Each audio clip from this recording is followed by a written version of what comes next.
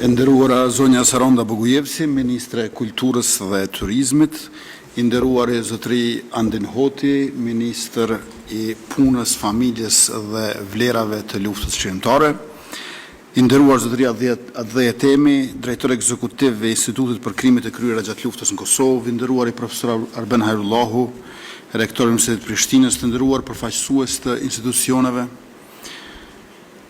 të nderuar përfaqësues të shoqërisë civile, të nderuar të praneshëm, zonja dhe zotëri, mirë se keni ardhur dhe mirë se e gjejmë njëri tjetrin, sot për të biseduar për domosdoshmërinë e dokumentimit të krimeve të kryera gjatë luftës në Kosovë dhe ndërtimin e një evidence shtetërore të besueshme për viktimat e saj. Kjo detyrë jona lidhet me kujtesën, me drejtësinë, me dinjitetin e viktimave dhe me mënyrën se si Republika e Kosovës e ndërton raportin e saj me të kaluarën dhe me të ardhmen.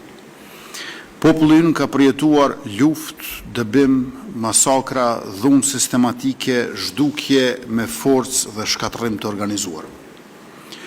Këto nuk janë kujtime të largta dhe as tema që mund të mbyllen me kalimin e kohës.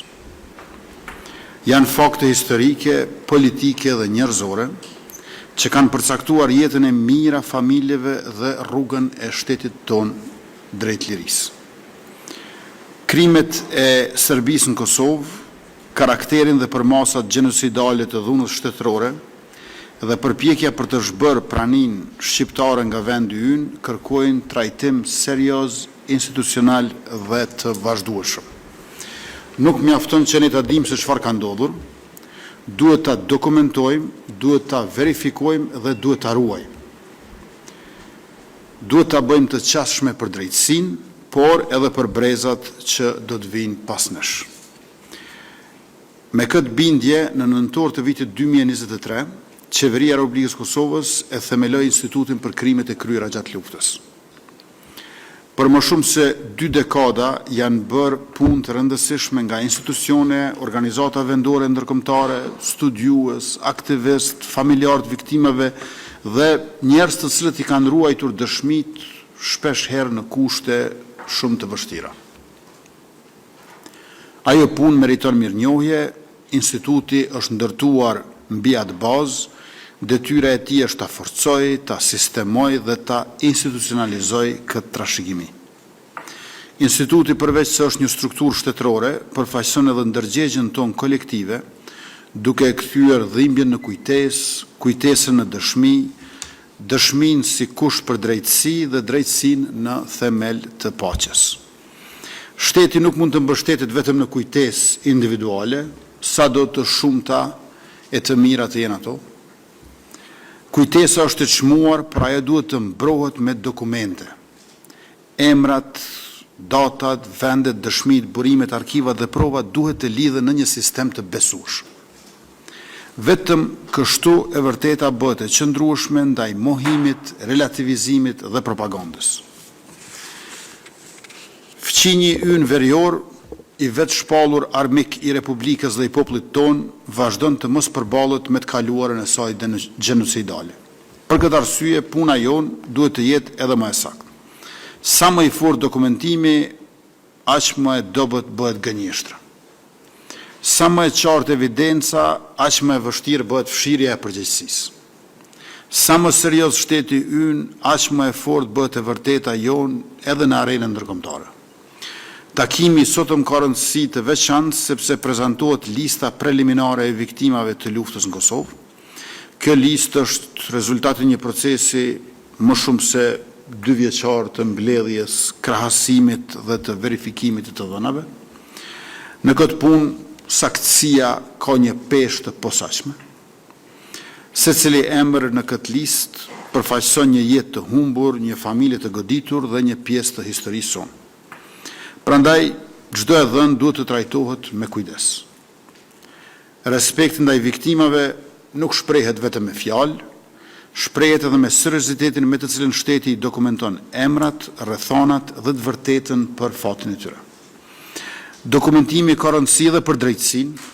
Krimet e kryera gjatë luftës nuk mund të mbeten vetëm kujtesë.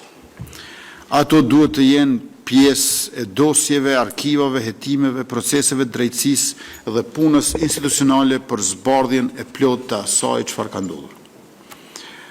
Një shtet që kërkon drejtësi duhet të ndërtojë bazën faktike për të.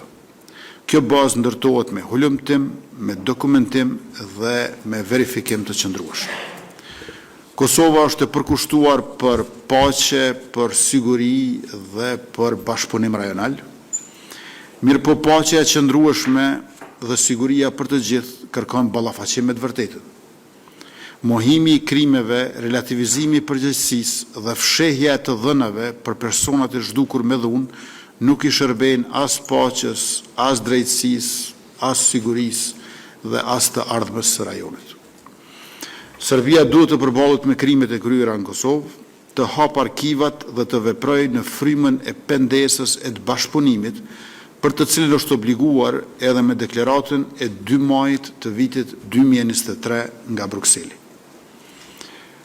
Fshehja e krimeve përmes klasifikimit të tyre për dekadët të tëra nuk i shërben normalizimit të marrëdhënieve, bashkëpunimit e as paqes në rajon. Republika e Kosovës do të vazhdojë ta bëjë pjesën e saj me seriozitet, do të dokumentoj, do të hulumtoj, do të vërtetoj dhe do të ruaj kujtesën shtetërore mbi bazën e fakteve. Ky është një proces afatgjatë i cili kërkon institucionet qëndrueshme, bashkëpunim ndërmjet sektorëve dhe përkushtim të vazhdueshëm.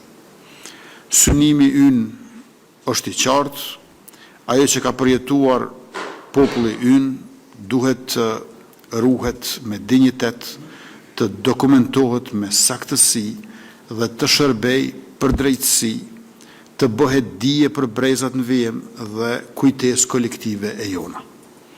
E vërteta ka nevojë për prova, për institucione dhe për vendosmëri.